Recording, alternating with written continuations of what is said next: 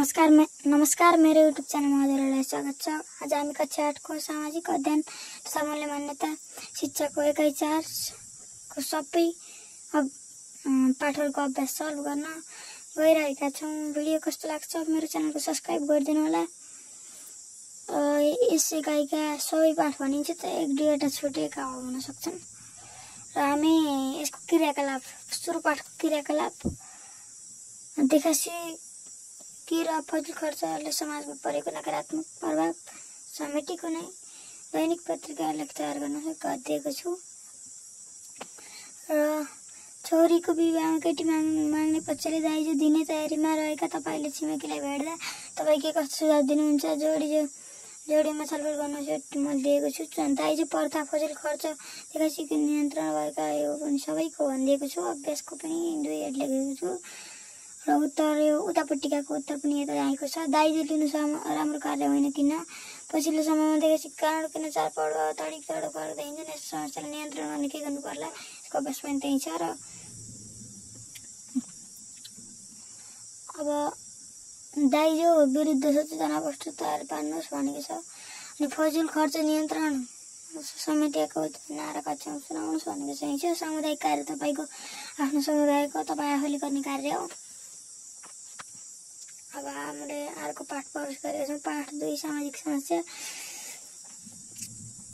लघु पदार्थको दुर्व्यसनीको विरुद्ध वस्तु तयार गर्नुहोस् यो हल गर्नुहोस्। भ्रष्टाचार विरुद्ध सचेतना जगाउने नारा सुनाउनुहोस्। पढाइ र रोजगारीका शिक्षामा विदेश जान लागेका आफ्ना छिमेकीले के सुझाव दिन सक्नुहुन्छ भनेको छ गरिदिएको छु। बौद्धिक पलायन भनेको के हो? लघु पदार्थको दुर्व्यसनबाट बच्न सकिन्छ कसरी बच्न सकिन्छ उल्लेख गर। भ्रष्टाचार भनेको के हो?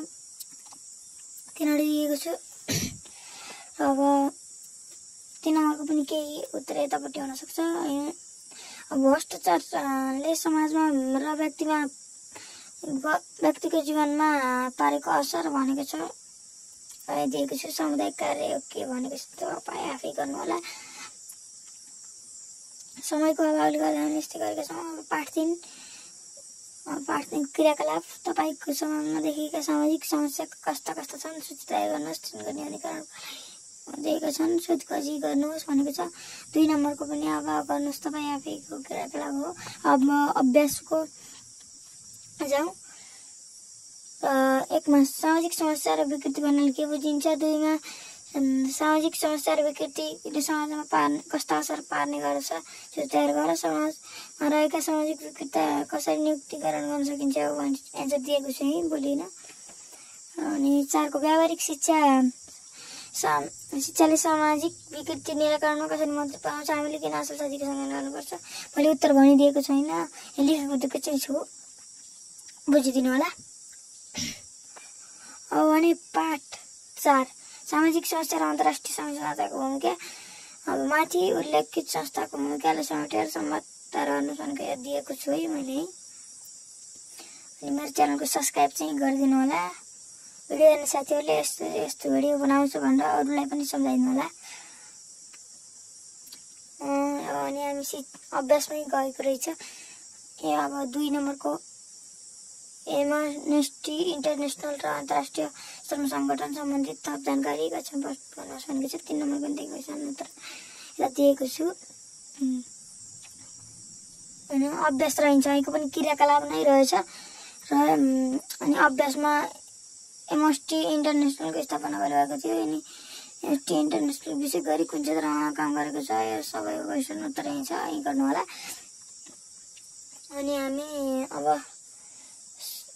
सवेद डिस्ट्रिब्युडनल कुन क्षेत्रमा क्रियाशील संस्था हो भनेको छ उत्तर यहीँ दिएको छ।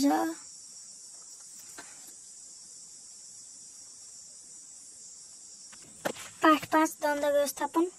अनि यसको अभ्यास यहीँ छ। अब क्रियाकलाप गरिदिएको छु। अभ्यासको द्वन्द्व भनेको के हो यो गरिदिइसकेको छु।